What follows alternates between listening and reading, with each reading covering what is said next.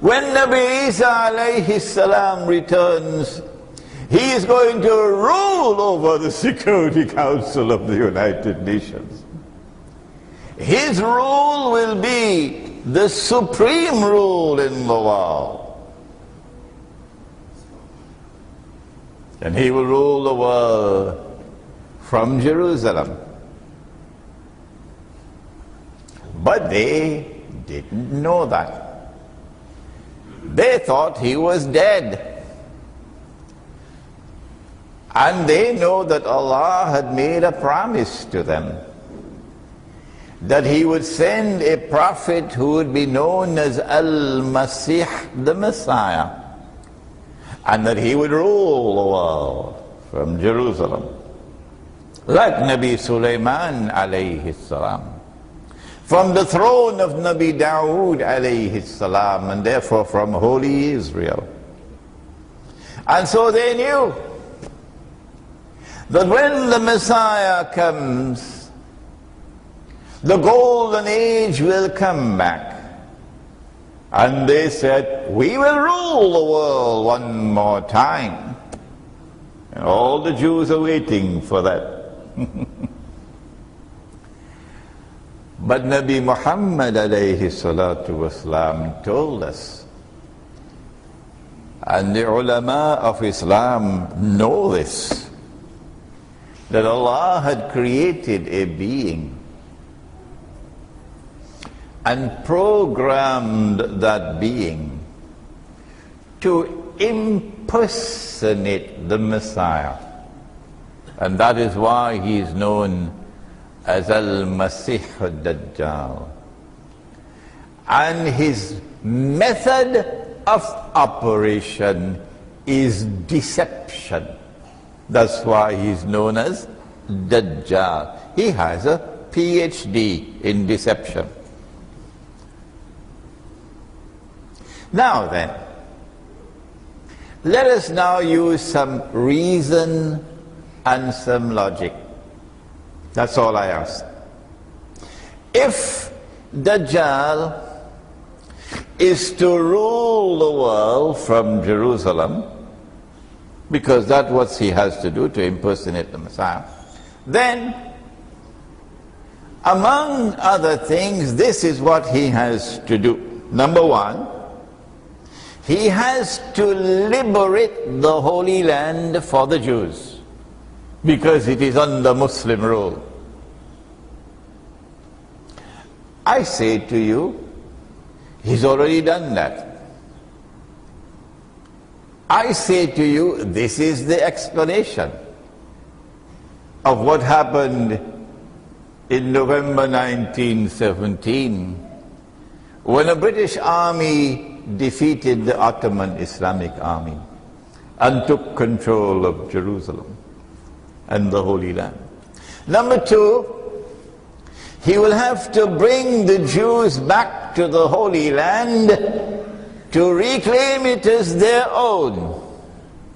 And I say to you, he's already done that. This is my explanation. That between 1917 and 1948, the Jews returned to the Holy Land and eventually reclaimed it as their own. Number three, he will have to restore a state of Israel in the Holy Land. It will not be Holy Israel, it would be an impostor. And get the Jews to believe that this is Holy Israel. He's already done that. I say to you, this is my explanation of the restoration of a state of Israel in the Holy Land 2,000 years after Allah had destroyed it, and 2,000 years after Allah had expelled the Jews from the Holy Land and banned their return. Number four, he will have to cause that state of Israel to become the ruling state in the world. And I say to you that he's about to complete that mission. the Arab uprisings from my analysis. While I applaud those who rise up against oppression, and there is oppression everywhere in the world today. Every town and every city. If you pay an Indonesian maid who sleeps last at night and wakes first in the morning, who is a young woman, probably unmarried, who has no male around her to protect her, and who works like a dog, and at the end of the month she's paid the wage of a dog, because no Singaporean woman would work for $300 a month, then you are an oppressor. It matters not whether she's a maid in Singapore, serving those whose mouths are reeking with hatred for Islam, or whether she's a maid in Saudi Arabia, swimming in oil, and yet oppressing her. It is oppression. There is oppression everywhere in the world today. If you employ as a contractor in the construction industry a Bangladeshi, or a South Indian, or an Indonesian, and you pay him the wage of a dog, let me tell you what Allah will do with you. Because governments may tolerate oppression, but Allah has zero tolerance for oppression. Zero tolerance for oppression. And this religion of Islam has come to the world to eliminate oppression, to stand up against oppression. So let me tell you what Allah says in the Quran. And it's around the corner. وَإِن مِّن قَرْيَةٍ إِلَّا نَحْنُ مُهْلِكُوهَا قَبْلَ يَوْمِ الْقِيَامَةِ أَوْ مُعَذِّبُوهَا عَذَابًا شَدِيدًا كَانَ ذَلِكَ فِي الْكِتَابِ مَسْطُورًا. Every town and every city will be destroyed. Not one will escape.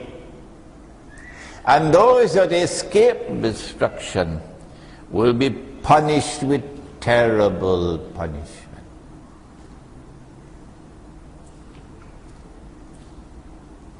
That state of Israel is today the greatest oppressor of all in the world. We ask you, and it is our right to ask you, for you are scholars of Islam, you are the ulama, what is the explanation in the Quran for these phenomena?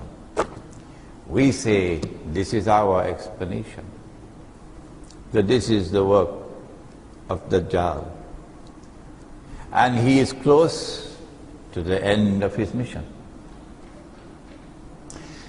Children at school should live to see a man who rules over Israel tomorrow.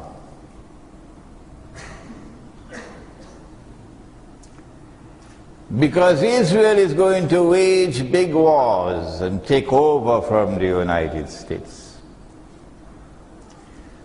And when Israel wages those big wars and takes over from the United States, and the US dollar collapses and the US economy collapses, and you know there's no more gold in Fort Knox, where did the gold go? Oh, why don't you ask Israel? Then a man will stand up in Jerusalem to declare, I am the Messiah. That man is Dajjal. But before the big wars can be waged, Israel does not want to wage big wars and appear as an aggressor. No.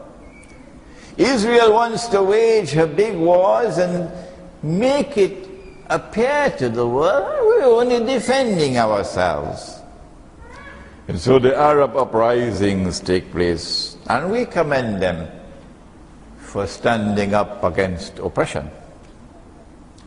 But why was the Egyptian armed forces so suspiciously docile? And now, when elections take place in Egypt, we can predict that the Islamic movement is going to win with a landslide majority, because that's what they want. Why would Israel be smiling when an Islamic government comes to Egypt, and then the domino effect takes place in Tunisia, and in Yemen, and Syria, and Jordan? Why? Why? The answer is because the Islamic governments in the Arab world will have to support, besiege Gaza, break the siege of Gaza, support the Palestinian Arabs, and then Israel will cry out, and CNN will cry out, and Al Jazeera, which is CNN's sister, will cry out. Terrorism! Islam is rising! Islam poses a threat to Israel, and Islam is a menace to the world. And so it should not be long again before these events occur, and Israel takes over the world. But we, our people, cannot wait on you, the scholars of Islam, the ulama. We can't wait on you anymore. You must give us the explanation from the Quran, so that our people will not remain in a state of confusion and be taken for a ride by pseudo-scholars who sing for their supper.